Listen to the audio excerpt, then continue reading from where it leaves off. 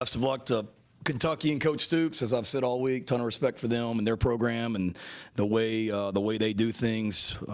This is when you play this team, like, you have to beat them, and they're physical, they're well coached. We knew that coming into it, and really, really proud of our guys and the way they played. We knew it was going to be a physical football game, and to sit here and having beat Kentucky now 4 straight years is something that I and our entire program take a lot of pride in, because of the respect we have for those guys, and that's no small accomplishment to beat that team 4 years in a row.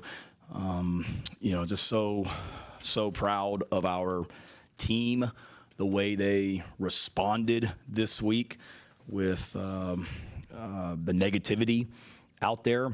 And they just went right back to work. There's perception and there's reality, and we knew where we were as a team and knew we hadn't come close to playing our best, and that we needed to be better tonight in all 3 phases. We talked about it last night in our team meeting that, last year up there we did a really good job of playing complementary football, special teams, covering kicks and forcing them to have long fields, defensively getting turnovers, offensively capitalizing on turnovers, and that's what happened tonight. I mean, obviously, when you score twice on defense, you're going to be really hard to beat, and that's what we did. But our players responded throughout the week, preparing for this game. We knew the importance of it. I mean, I'm not an idiot. We knew this was a pretty important game, and our guys responded the right way. Our guys responded tonight to adversity. I mean, give Kentucky credit. They got a redshirt freshman quarterback, and they win the toss. They take the ball, and they run it right down our throats on the first drive and out-physicaled us in that drive, and that was disappointing to see. But then every time adversity happened tonight, we responded, and that's a testament to the culture in our program. They had the opening drive. I think we went right back down the field and scored right after that. We didn't get the fake punt, and then the defense went out there and held them to 3. And then they cut it to a 2-score game, and then we went right back down the field and responded. And then the last drive, I mean, you want to talk about finishing, holy smokes. Like, we didn't finish last week in Missouri, but I'm not sure what time. The players told me we got the ball back with 9 minutes on the clock and just pounded the ball down the field. I don't know if that's right or not, but that's what they told me, that it was a 9-minute drive. But whatever it was really freaking good to not have to give the ball back to them anymore after that. Certainly tonight was a great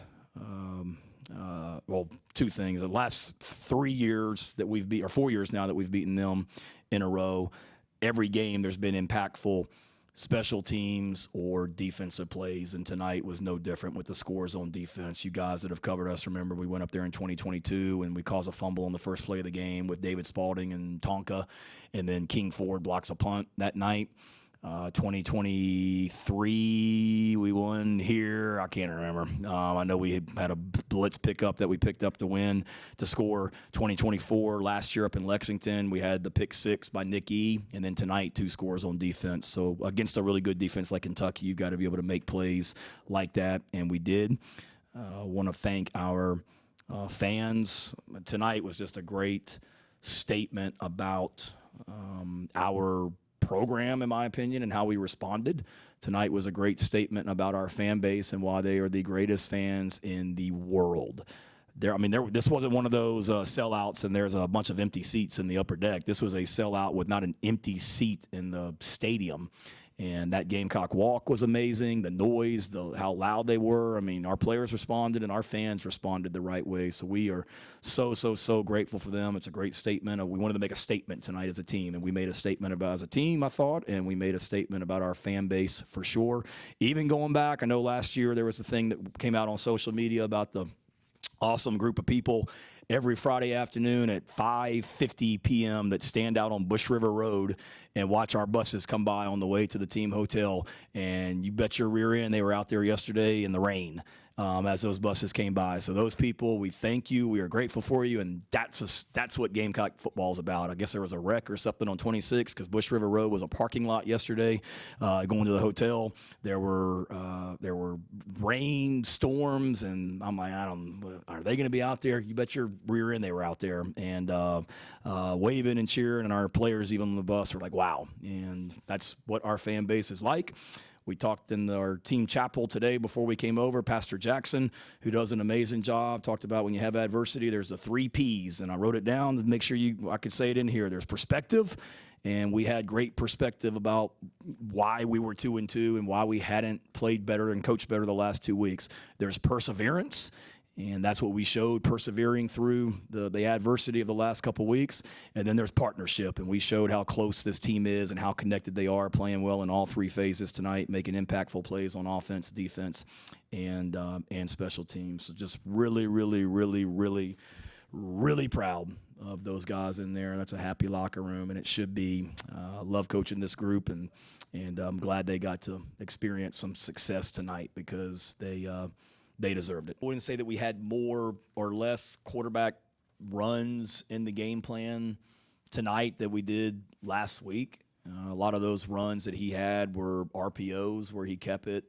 It wasn't necessarily a design quarterback run. I don't even know, Hale, I'll have to look back at it. I'm not even sure if we had it, just a one called quarterback run. I mean, there was a couple of quarterback draws that he ran in the first half where he had a couple options to throw it, and he ran it on the draw, which he should have. But no, I mean, he's certainly a weapon when your quarterback can run the ball like he can and make up for a lot of mistakes, if you will. That's a huge thing, and we've got to continue to lean on that, but we've got to be able to get these other running backs going for sure. But to run for 180 on these guys, that's not easy to do because they're stout on defense and do a great job coaching. I did not know that until my amazing wife, Emily, texted me and told me that he was going to be the celebrity starter. Like, I got a lot of stuff on my plate each week that don't tell me who the celebrity starter is. I got other things to worry about. So I didn't even know he was doing that until Emily texted me. I guess he was in the plans maybe to do it, and then one game and he couldn't, or he was. I can't remember. But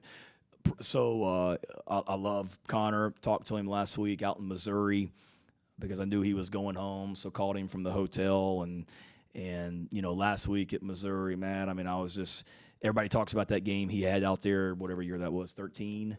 And when we got the ball back last week with 6 minutes left, I mean, that popped in my head. Like, we're going to go down the field, we're going to score, we're going to have the game-winning touchdown. It's going to be, a great win like Connor had, and we weren't able to get it done, which I hate. But love what he's about and love him as a person. He's a great friend to me, great friend to this program, and so happy that he's better. And it's a testament to his toughness that, a week ago there was questions on Thursday night about would he even survive.